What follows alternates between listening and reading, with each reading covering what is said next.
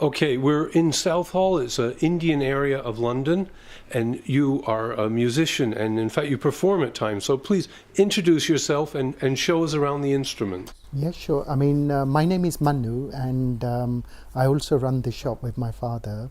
And it's a family business that we run, and it's Indian musical instruments. And our supplies come from India, which is also a part of our family that supply us and send us these Indian instruments. We manufacture harmoniums and tablas in India, and this is one of the type of harmoniums that we do, which is a 3-reed scale change harmonium. So with this one you can actually change the scale up and down. If you have a higher voice, if you want to sing on a higher note, you just turn it to right. If you want to, yeah, sure. So basically this is it's on a natural key scale now, so it's the middle C. So if you play,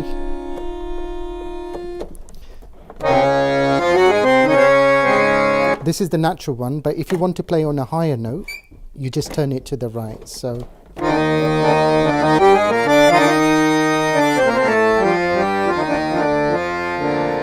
now the same notes, if you play on a natural scale, it'll be lower. So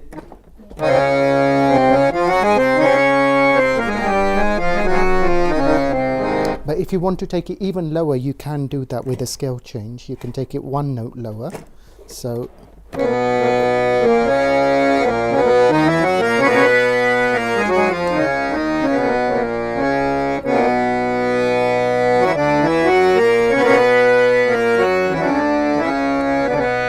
What's amazing is it's an organ, apparently. yes, harmonium, yeah. I see. Well, I've never So seen you one. pump the bellows and it produces the sound. So how Like long I has said, this been in existence, such an instrument? It's been around for many years, many centuries, but it was introduced in India from the British times. And with the Indian people, what they done was they introduced the scale changing system. So are you suggesting this people is a were- British instrument? Originally it was introduced by the missionaries, who used to come. Okay, from the church. let's try and, if we can, stick to indigenous Indian instruments. This is Indian. I mean, it's used in Indian vocals for the voice. And I mean, Indian singing is not complete without harmonium as well. Okay, let's move on. But then in India, I mean, the most popular percussion are the Indian drums, the tabla drums. And they're played as a pair. So there's a big one, which is the baya, and there's the small one, which is the daya. So the baya, the bass drum, is made of metal, so it gives a lot of echo, and it echoes a lot when you play it. And this is wooden, so this one gives a nice sharp sound when you play it. And they're both played as a set.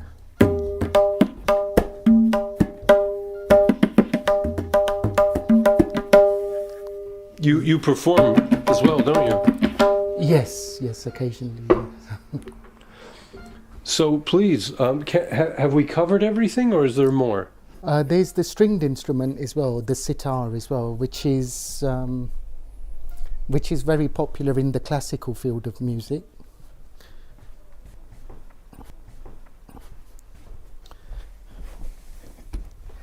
And this is all made by hand. The gourd is made of pumpkin with the sitar. This is a professional one, so it's fully engraved. It's all engraved by hand. And when you look at the pegs, they're also engraved, rose engraved. And this is a double gourd one, which is the Ravi Shankar style. So this is the kind of professional sitar you'd use on, professionals would use on stage.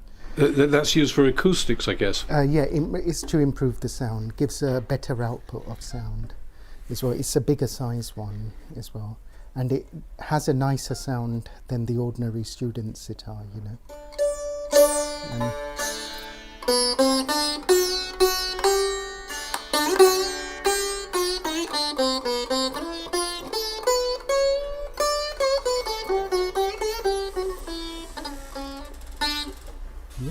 Oh, it was beautiful.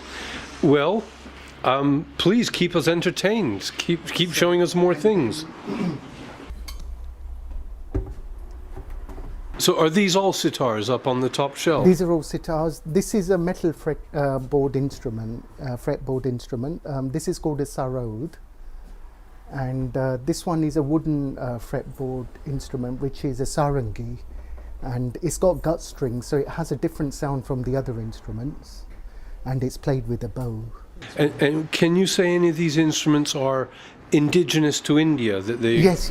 I mean, these go back many centuries. This is one of the most ancient instruments of India, the sarangi. Oh, play a couple chords on it for us if you can. This one you have to set the bridge up, and but this one came out later, and this was from the Afghan rubab, but this is actually Indian, and it has a very sweet sound, the sarod.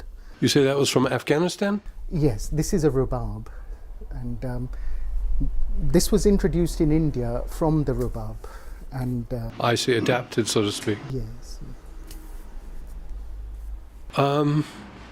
Well, please, I'll ask you more if there's, or you would just show us around. Yeah, sure. I mean, then there's the Indian double-ended drum, which is a dholak. So it has a big side, which is the bass side, and it has a small side, which is the treble. And you tune it by pulling these rings down.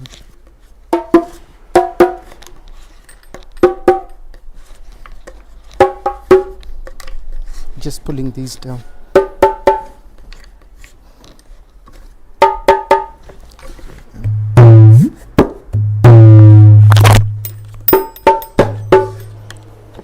So when you play as flat on the floor.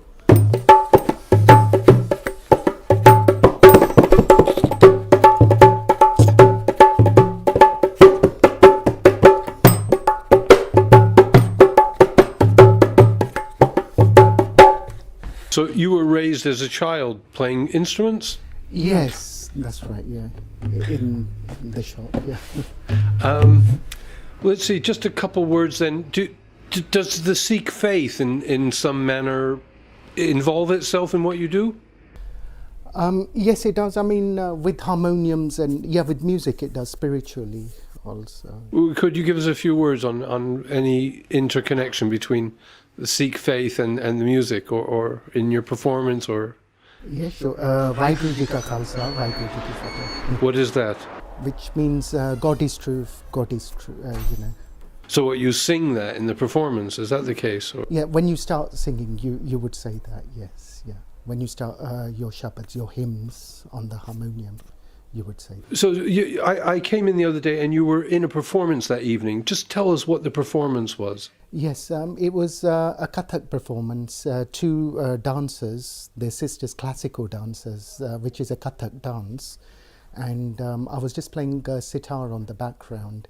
I mean, I was just demonstrating standing up just now, but you have to really sit down on the floor, cross-legged, and then, that's the proper way of playing the actual sitar, Thank you. I was in the Broadway, the main street, and I was looking for shops, and I went into this like bazaar, and all the shops were just for women. It seemed to me. Is that typical? Yeah, I mean, Indian women's clothes are very fancy and different, very colourful as well. So, and they're very fussy about their clothes, also the women. So that's why men like to spoil them with clothes and that. Thank you. Have you any words to say to finish with, just to the viewers, or anything to add that I haven't covered? I would just like to say that to try Indian music, it's very good for the mind, and it's a big art to be able to do Indian music as well. So I would recommend it. Oh, do you teach? I also teach. Yeah, I hold classes. Yeah. And can people gain classes from you on the internet, over Skype? They can contact me on my email, and then we can communicate through email, yes. I do have students who live overseas, and whenever they visit London, they come and, take lessons. Sometimes when they're not sure on something, they do email me occasionally. Okay, well, thank you so much. Thank you. Thank you. This is a big gourd, and it's a classical instrument. Can you play a string on it? Yeah, sure.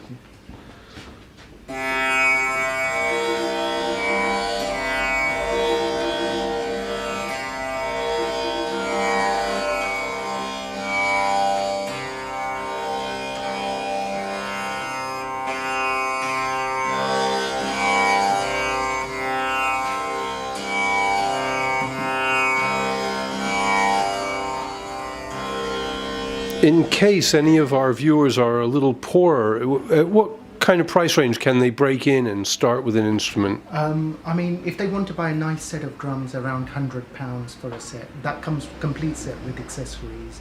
This is a medium, intermediate standard pair of tabla, set of tablas. If they want to start with a full-size beginner sitar, that's about £250. This comes with a hard case. This is a full-size beginner sitar.